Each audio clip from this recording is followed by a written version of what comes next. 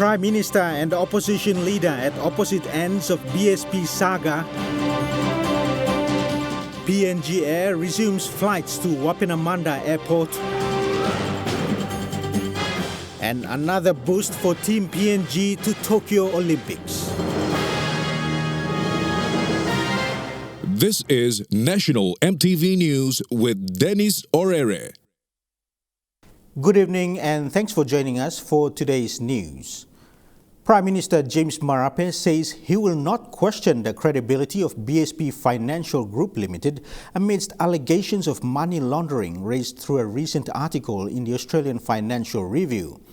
Bank of Papua New Guinea, through its Financial Analysis and Supervision Unit, or FASU, has also notified BSP regarding compliance issues with anti-money laundering laws and recommending the removal of the current CEO and certain executive managers.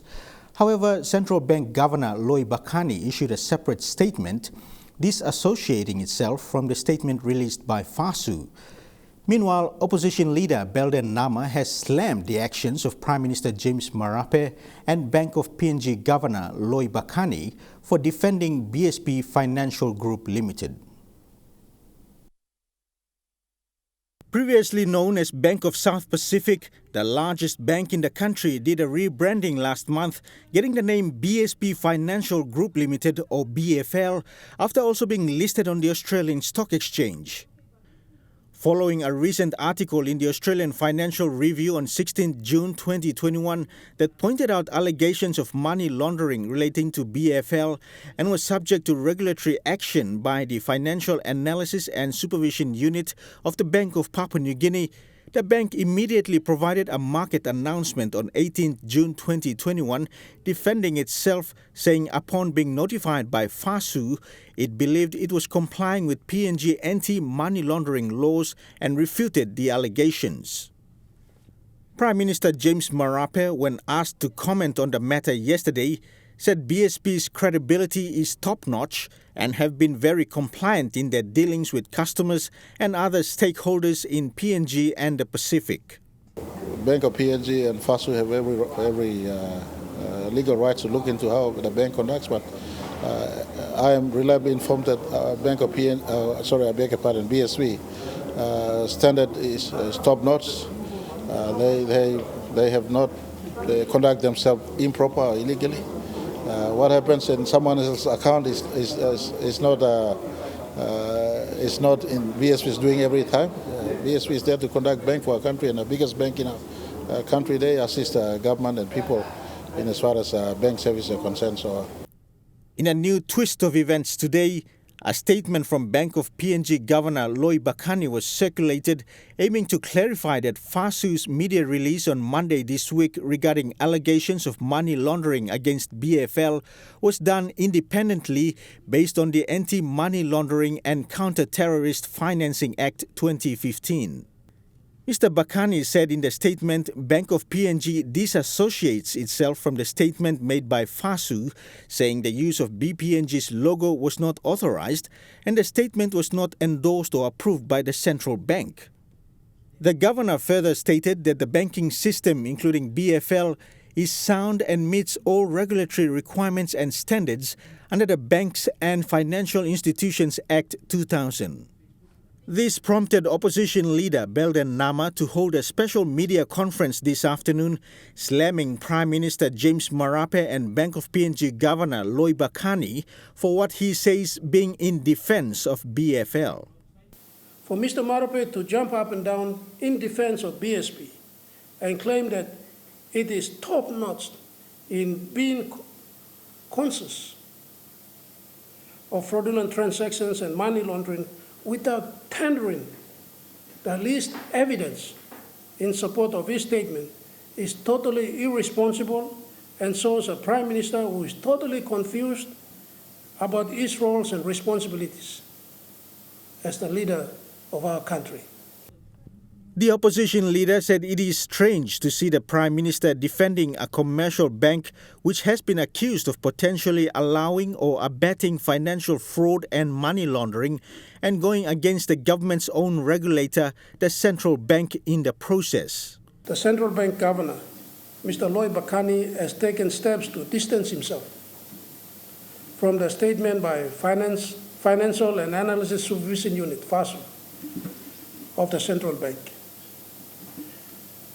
To this I say it is very sad to see a governor succumb, or to see the governor succumb to political pressure.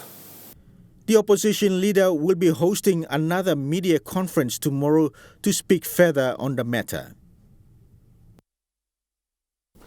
After 2 years of airline service suspension to Wapenamanda, PNG Air resumed services today. The suspension was due to major upgrade works to the runway by the National Airports Corporation. The first flight arrived this morning. This was the day the people of Enga province were waiting for. A small crowd gathered today to witness the resumption of the first PNG Air flight since the suspension on 2019. Provide services. PNG Air Acting Chief Commercial Officer Nancy Nakikus said the suspension was due to the refurbishment of the runway. We would like to resume our engagement with the people of Enga and also provide services, goods and services to the people of Wapenamanda by bringing our aircraft, the ATR 72-600, into your province. Enga Governor Sir Peter Ipotas says the resumption of flights will now ease the inconvenience of travelling faced by the people of Enga. So, convenient long small people blow me. So this plan all walking me come and seven all good plan legal line people blow me or province blow me.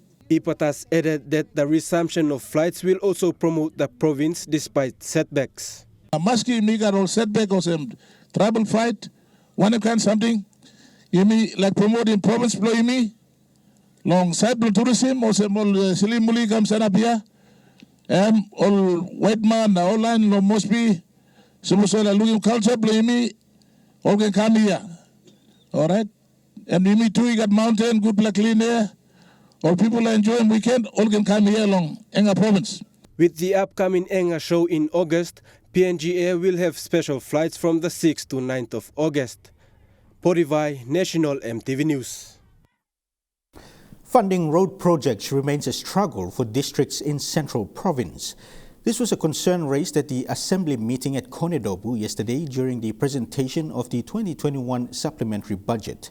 The Central Provincial Supplementary Budget stands at an estimated 177 million kina. Members of the Central Provincial Assembly met yesterday to deliberate and debate on the 2021 Supplementary Budget. Assembly Chairman and Governor Robert Agarobe presented the budget. The initial budget stands at 148 million kina. However, due to reforms of capital works, an additional 29 million kina was enlisted. Our 2021 budget estimates of 177.65 million is estimated to increase by 36.5 million to 214,167,783 kina, of which 13.96 million is from the internal revenue, while the balance of 22.55 million is from the development component. Agarobe further gave details of the budget, highlighting the allocations to the different sectors. He emphasized to the Assembly that priority areas have been created to foster, promote and implement this smart central vision and policy. These include settling outstanding PL plasma commitments, rehabilitating Ilimo, funding support to Koyori Special Purpose Authority, support to health programs, new infrastructure, and finally supporting and franchising Central Dabari Football Club as part of our Dabari trademark. Debating on the budget, Karakuri MP Peter Isoamo was vocal on road funding. He said no coordination between the levels of government has altered projects. Isoamo also expressed disappointment of no funding made available for the Hiri District Office that got burnt down. If there's any issues with warrants, well, consult us so we find how best we can help with releasing funds for roads that are in dire need of repair. The land is owned by provincial government or Hiri LLC. I am saddened to learn that no allocation of funds are given to to Mahiri people for establishment of a district administration building. Similar concerns were raised by Rigo, Abau and Goilala leaders. They all wanted a better management of funds so there are no hiccups for districts to access funding to build and maintain development projects. I suggest if we capture the funding coming to the districts, not that you will come and manage it for us, but we can manage it, but we'll report to the Assembly. Jack Lopava Jr., National MTV News. MVIL is supporting the Institute of Internal Auditors PNG Chapter to host its annual conference. The company made available 20,000 kina funding with the view that the annual conference will discuss socio-economic growth. The Institute of Internal Auditors is a non-profitable organization that exists with the aim to promote good corporation governance. Since 2004, its members have grown from 11 to 200 plus, who are specialists in risk management and internal auditing. With the annual meeting set for October 21st to the 22nd, it is anticipated to attract risk management professionals across PNG. In PNG, we talk about corruption and all other things, but it all stems from corporate governance. And if we're not doing the basics right, then it all adds up to big things that we talk about every day in social media and the mainstream media and everything. So it's all about getting the basics right. Being a non-profitable organization, the Institute relies on sponsors from business houses or state-owned enterprises. MVIL, being a major sponsor, said the work of the Institute is important as it minimizes corrupt practices and foul plays. A funding assistance of 20,000 kina was presented to the Institute today in support of the annual conference themed New Pelapasin Blong Audit. We choose to sponsor an activity like this because this is where all the auditors in PNG, the qualified auditors in PNG, get together, and people from the various sectors in the industries within PNG come and give talks with regard to the audit environment and the audit practice in the country, which must be in line with international standards. And auditing is basically looking at compliance. The two-day conference will be attended by auditors and business leaders in various public and private organizations. The areas of discussions will include reliability of financial reporting, compliance with laws and regulation, effectiveness and efficiency of operations, and the safeguarding of assets. Thekla Gunga, National MTV News. You're watching National MTV News. More stories coming up after these short messages. Stay tuned.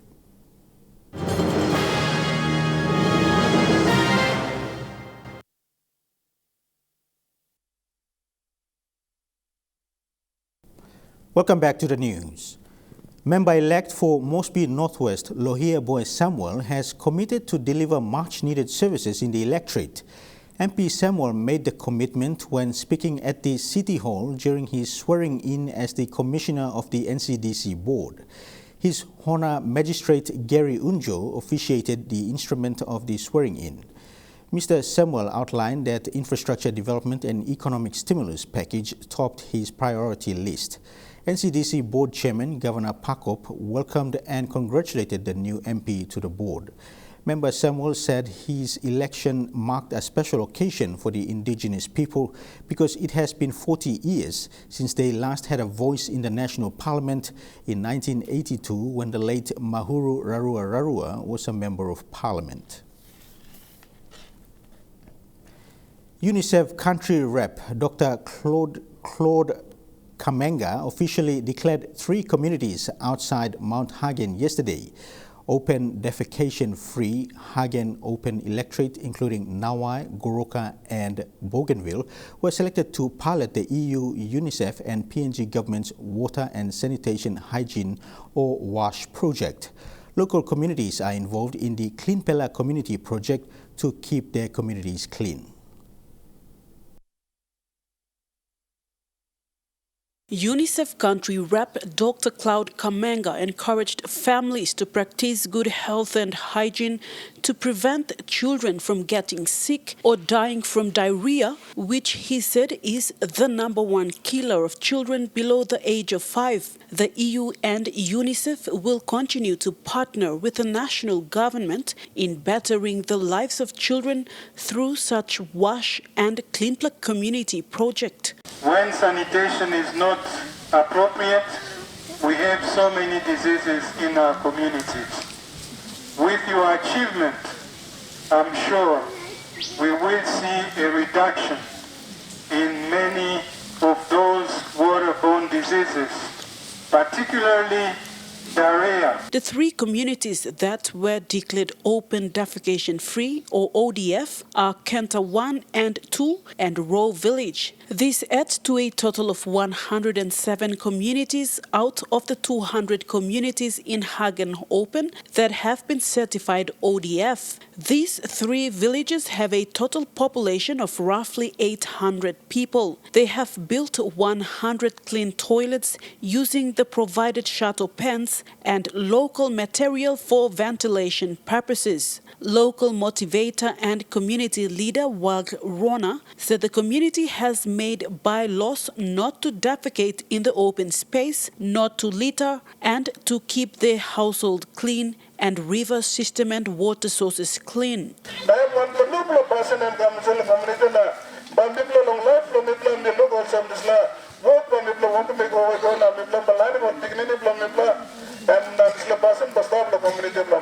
Care International is one of the implementers of this WASH program. They have helped communities build their new toilets with the shuttle pans and have conducted health and hygiene trainings to locals to stay healthy. They have also built school toilets and ablution blocks and renovated 9 health centers. So online finish the house, all clean suburb, look out him all that, wash him man, keep him all clean, come all going to school.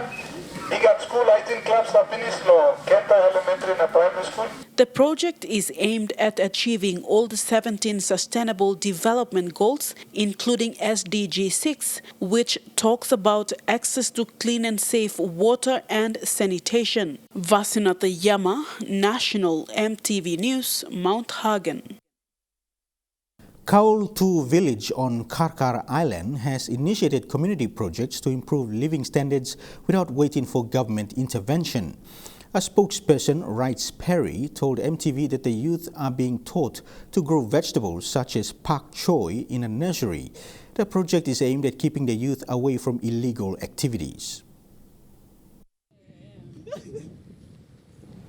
Karkar Islanders depend heavily on copra to earn an income to meet most of their basic needs like school fees and other necessities. But in Kaul 2 village, the community is introducing new ideas to help their youths and women to generate revenue. Young men are taught how to make nurseries, plant bok choys, harvest them, and make money for themselves. Kaul 2 community organization, based organization, where we work one time. 28 farmers were long time all been putting all been soil seed finished and now all transplant finished the field. So we got more line low work at community, but now we work one time 28 all youths. Mainly I'm all student, all grade dropouts, now all grade 10 dropouts, all grade 12. We work one time all racing. I'm having project or racing school people. A young man engaged in the nursery project Mark side says they are learning a new skill different from copra production. He says the idea is welcoming as most young men in Kaul 2 are now busy in their bok choy gardens and away from engaging in criminal activities.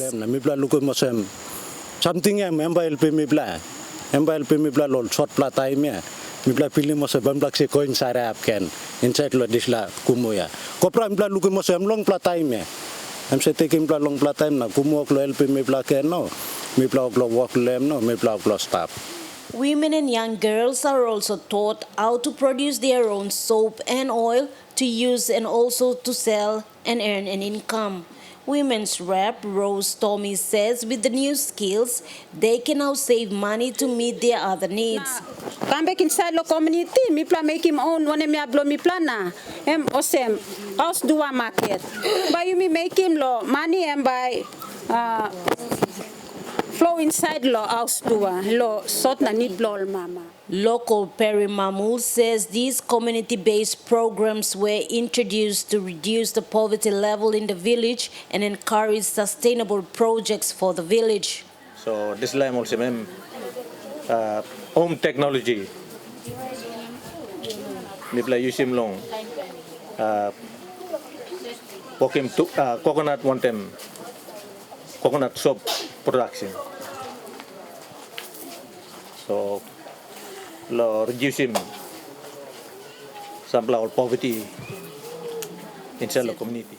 Meanwhile, the community has also set up its own solar lighting in the village to light up the village at night, while a water supply project for the village is near completion. Martha Lewis, National EMTV News, Medang. Taking rural kids on excursions to the towns and cities is a program undertaken by a local NGO, Kumura Foundation. The initiative exposes children to life beyond the village. Recently, 40 children from rural Bundi, Gambog and Asaro were taken to Medang, where they visited various sites and organizations. Foundation Director Vincent Kumura said they had a lot of support from communities, including Sir Peter Bata and the Sir Brian Bell Foundation. For 30 of these children, their trip started in Bundi and 9 others joined in Gembog and Asaro. This trip was organized by local NGO, the Kumura Foundation, in the effort to expose the children to life beyond the village under its rural education program. The director, Vincent Kumura, said early childhood learning is important and the foundation is keen to expose these children to many things at an early age. So 1914 to 1919 war is World War I in Germany and then burst out to the world. 1939 to 1945 war is World War II. These are orphans and disadvantaged children aged 4 to 12 years old. While on this excursion to Medang, they visited the Ramu agri-industry sites, including the oil palm plantations, toured the BSP Bank to learn about banking, and took a road trip to Kurumbukari to see the Ramu nickel mine site and observe the impacts mining has on the environment and communities. Last year, a similar excursion was organized to Goroka, where the children, most of whom had not been to town, got the chance to see and tour an New Guinea plain and even met the Prime Minister James Marape. These are the experiences the foundation hopes to expose children to. One of the important aspects was the recreational activities at Jaisaben and the Medang Resort, where Sir Peter Bata hosted the children and took them on a boat ride on the Kalibobo dive. The look on the children's faces, priceless. Mr. Kumura said the foundation had a lot of help from organizations and communities, including Sir Brian Bell Foundation, who've been supporting the foundation's Educating Orphans of Bundi project. Thank you, Lucy Kopana, National EMTV News. And now looking at the Nest Fund market report, the Kina opened unchanged at $0.2850 in the interbank market this morning. At Bank South Pacific, your Kina will buy $0.2775 $0.3660 Australian dollars, $0.3922 New Zealand dollars, and 29.95 Japanese yen. Looking at commodity prices at New York close, gold is trading lower, coffee and copper closed lower, cocoa closed higher. Palm oil and copper closed higher, crude oil is trading higher. And on the stock market, the Dow Jones closed higher, the ASX 200 is trading higher, and the All Ordinaries is trading lower.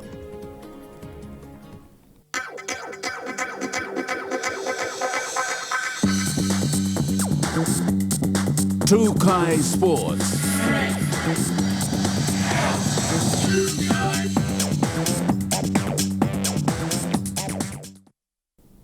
Welcome to Trukai Sports. Team PNG's road to the Tokyo Olympic Games has been made easier with the support from the Brian Bell Group. The company has once again thrown its support behind the sporting body with a package worth 120,000 kina.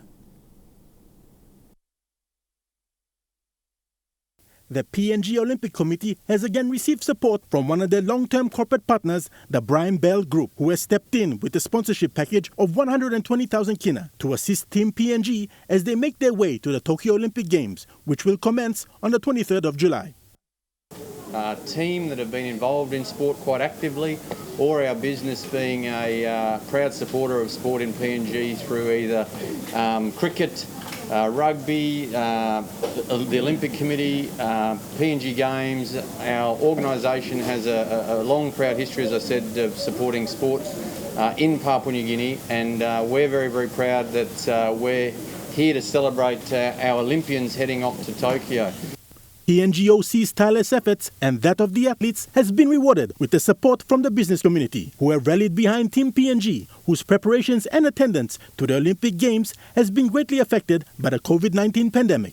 So we're really grateful, Ian and the Brian Bell Group, for your wonderful support. We have our team leaving on Saturday, and the first lot departing Port Moresby, going via Singapore to Tokyo, leaving on Saturday with Chef de Mission, Tamsin Wadley. You'll notice the athletes and the officials, Chef de Mission, are not here because they have to isolate prior to their departure, and they've also just got their first test, PCR test today, another one tomorrow, and then when they are the day of departure. So we've pretty much been supported by our corporate partners, as well as Pacifico Sport in terms of their preparations for Team PNG. But the team is all ready and set to go. Huxley Lovai, Trukai Sports.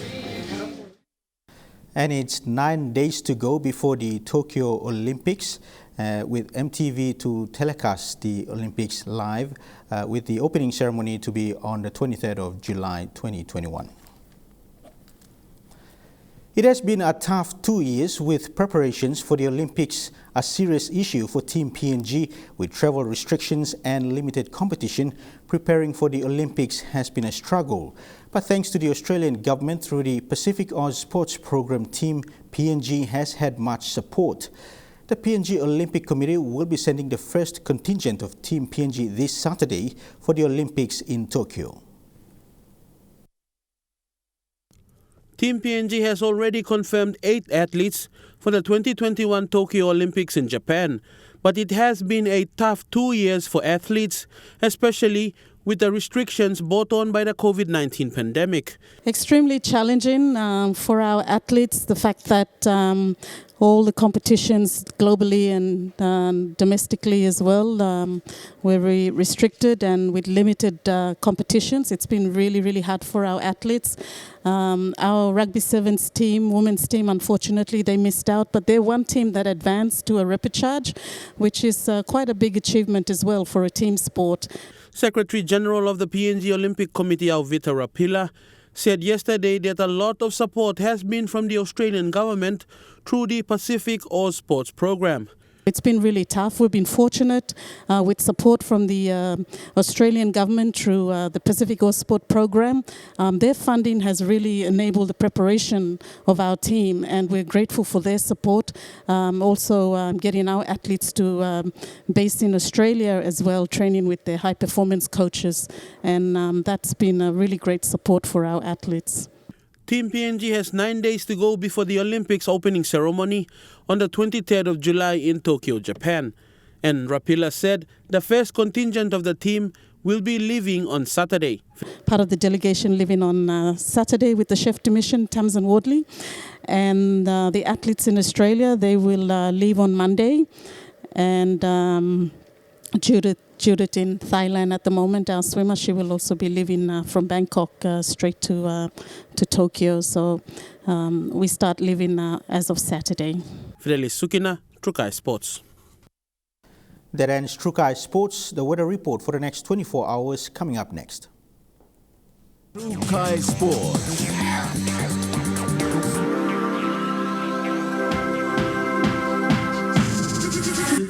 True Kai Sports.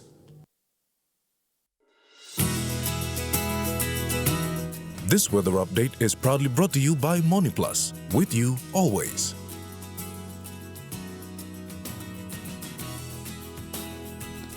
Weather forecast for tonight and tomorrow. In the southern region, Port Moresby mostly fine, partly cloudy, windy with brief squally showers for Daru. Kerama partly cloudy with brief showers. Alotau and Popondetta cloudy with few showers. To the Momasa region, Ley few showers and possible thunderstorms. Medang partly cloudy with chances of a shower or two. Wewak partly cloudy with brief showers and cloudy with few showers for Vanimo. In the New Guinea Islands region, Lorengau cloudy with some showers and possible thunderstorm. Kavieng cloudy with a few showers. Kokopo and Rabaul mostly fine, partly cloudy. Kimbe partly cloudy periods. Buka brief showers, then partly cloudy. In the Highlands region, all centers to expect some showers, then morning fog.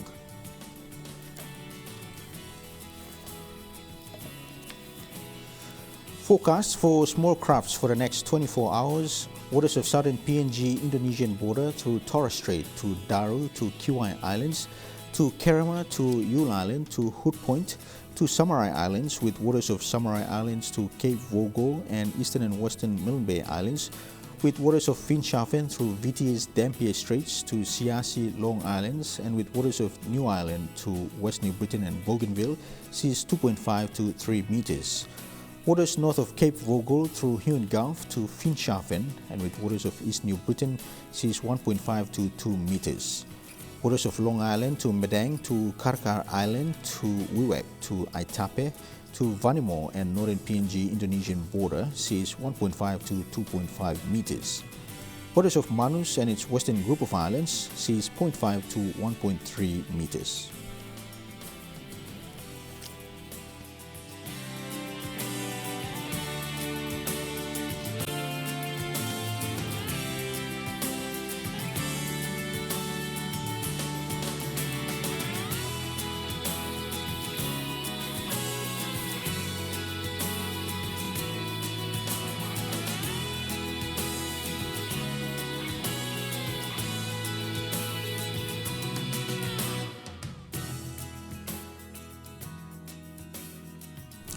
Ocean forecasts for PNG areas in the coral seas seas rough to very rough with east to southeast winds of 25 to 34 knots, gusting to 48 knots at times.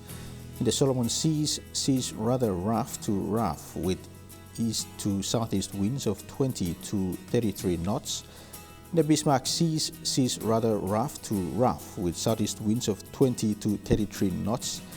And in the Pacific Ocean seas rather rough to rough with easterly winds of 20 to 33 knots.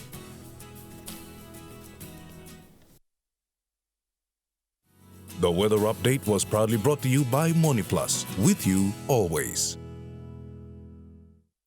And that's been the news, sport and weather for Wednesday, the 14th of July 2021. On behalf of the entire news team, pleasant viewing, be safe, bye for now.